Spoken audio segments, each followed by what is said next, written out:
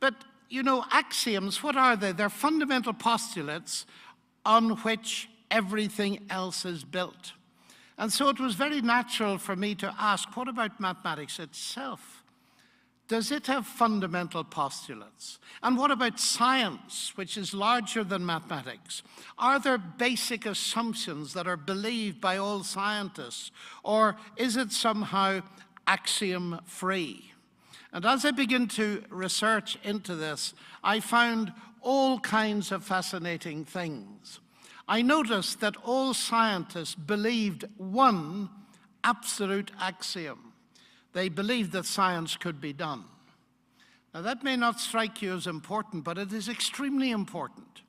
The fact that we can do science and that belief that it can be done lies at the heart of every true scientist. If you didn't believe that, you wouldn't do science.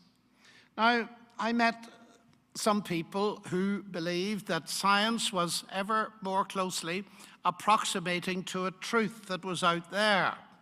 And that's the position I myself would take. We call it critical realism.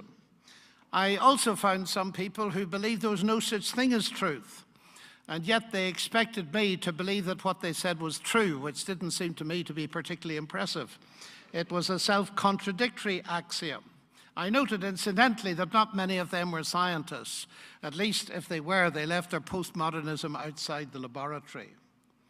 So I then discovered that some people were so enamored with science that they believed that it was the only way to truth, and that therefore science was coextensive with rationality.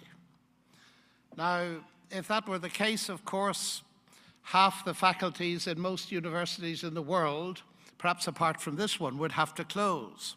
I don't know whether you do any humanities here or not, but most universities do, and Harvard, for instance, would have to close half its faculties, and so would Oxford, if science was the only way to truth.